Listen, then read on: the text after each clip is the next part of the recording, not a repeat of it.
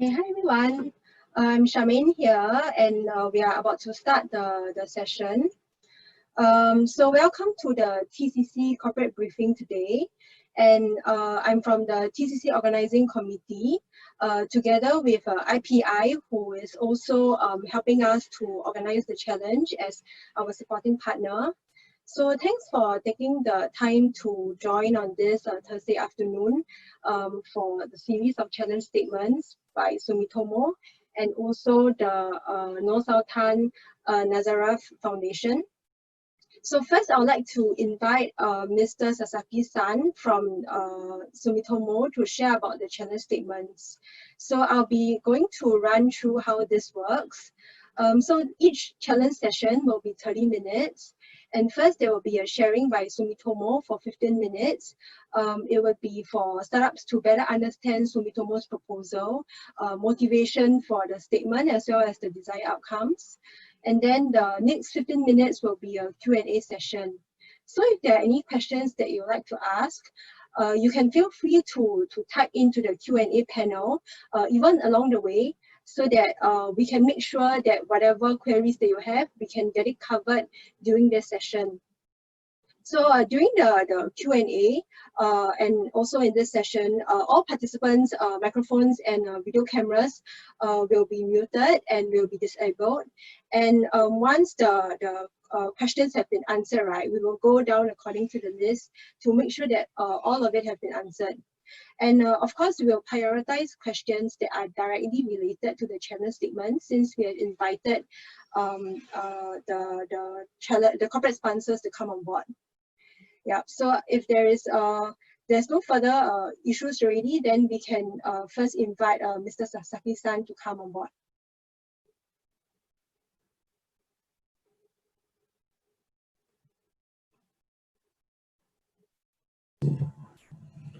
Hello, everyone. My name is Yuichiro Sasaki. I'm currently now working for PT Monotaro Indonesia in Jakarta. So let's get started by the introduction of PT Monotaro Indonesia. Yes. Okay, so we are PT Monotaro Indonesia. We have been established in October 2016 by as a joint venture by Monotaro Japan and Sumitomo Corporation. And now we have a head office in Jakarta and a warehouse in Cikarang. Cikarang is 2 hours away from Jakarta. It's more industrial area, and Jakarta too. Our business model is B2B online e-commerce. Yeah, so most of our customers are business customers. So we provide the needs in the operation. This is the categories that currently we are handling. So the concept is we provide all the needs for a business user. So it starts with safety or packing, tools, labels, and even we sell pantry and kitchen. And of course, office supplies like pens, paper, like those. Yeah. So let me introduce our website, which is our, sorry, how can I get, okay. So this is our website. If you type monotaro.id, you can directly go to our website by from Google. Yeah. Then like similar to other websites, but we are focusing on B2B. So that is a little bit difference. So let me quickly show you how customer goes to the checkout. So let's say mask. Customer is looking for mask. Then type mask. Yeah, currently it's a bit usually it's faster. Yeah, so the difference between us and other common e-commerce is the firstly customer. So we focus on B2B, and we have stock. We keep our stock. The business model is similar to Amazon. Yeah, so we are not marketplace. That's one of the main difference. Most of e-commerce company Southeast Asia, they do marketplace. So that's the business model itself is a little bit different from us.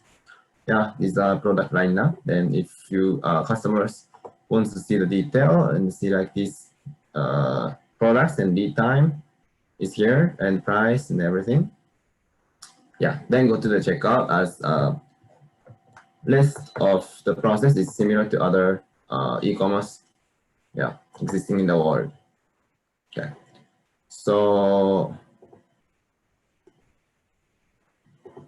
I'm sorry. So should I go to challenges now? Charming. Yes, please. Okay. Which one? Sorry. Which one should I start with? You can start with the first one. Seeking technologies for pricing automation. Pricing automation. Okay. Pricing automation. Okay. Yeah. Today I don't prepare. I don't prepare for the slide because all the information that I want to provide to you is in here. Yeah. So maybe I will quickly review. So this is pricing automation. The pricing automation software is actually there's so many pricing automation software in the world. But the thing is, in Indonesia, and our product category, which is called MRO, maintenance, operation, and repair, like those industrial products, for example, as I explained previously, those items are the supply chain is really analog, manual.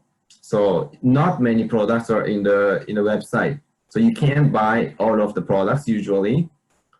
So that's why it's a little bit difficult for us to collect the competitors' price in the website because those products that we are handling is not really common in the website yet. Yeah. So that's the actual difficulty, especially in Indonesia. So yeah. Pricing automation itself is concept itself is very similar to the one already existing in the world. Yeah, but the difference is, as I explained, the available information in website is really limited.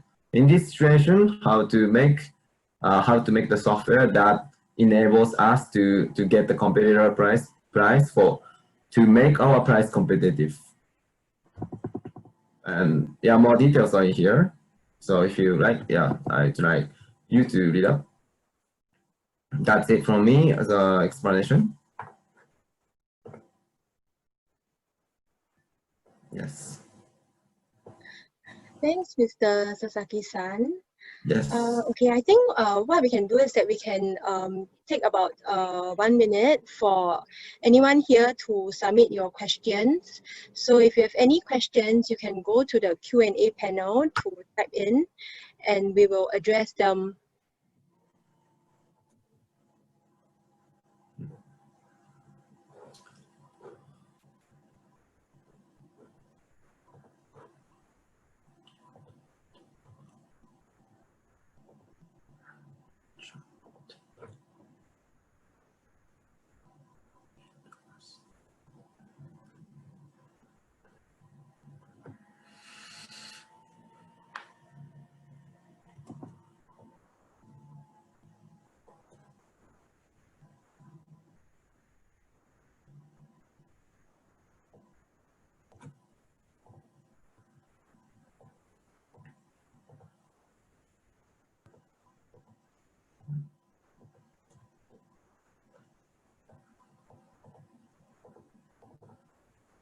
Okay, we have got a first question. What do you mean by the back-end crawler of online and offline? So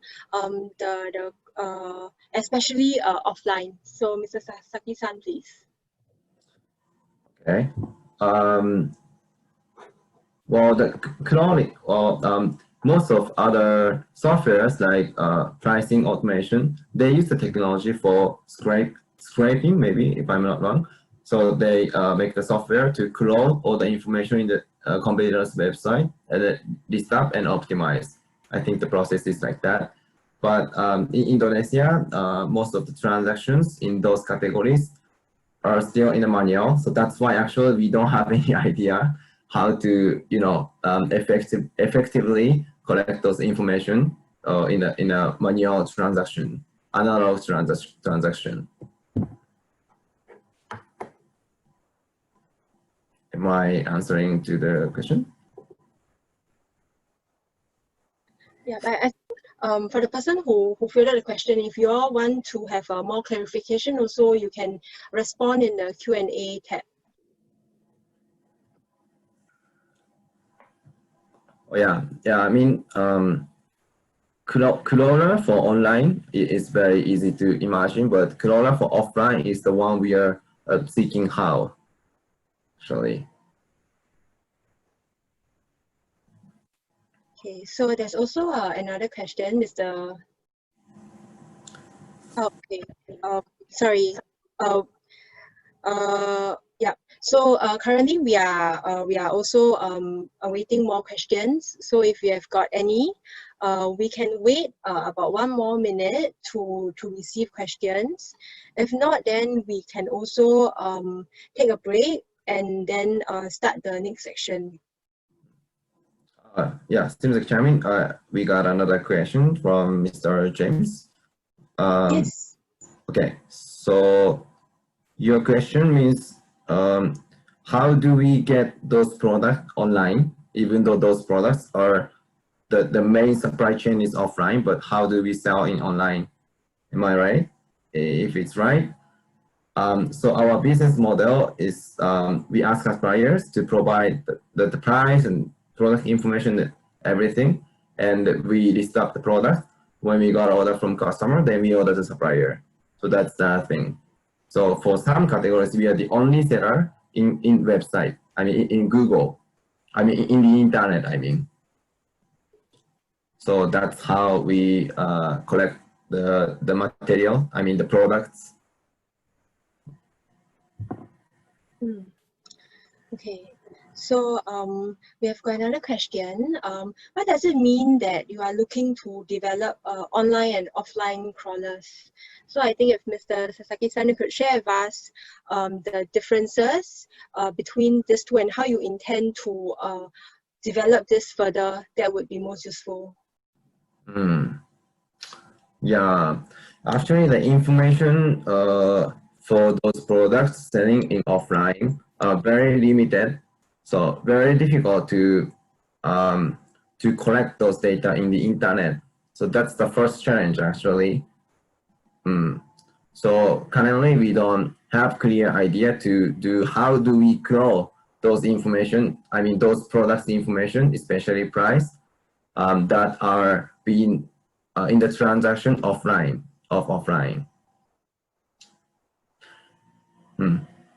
Oh yeah, sample offline products. The question from Shin, Mr. Shin, offline products, for example. Well, for example, like labels product or mechanical parts.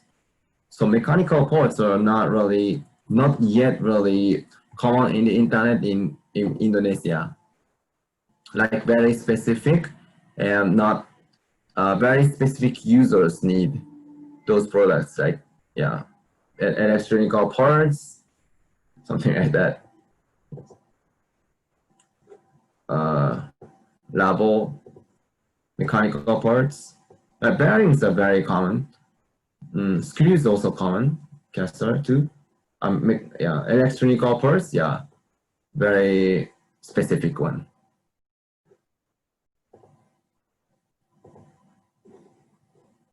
It's an example.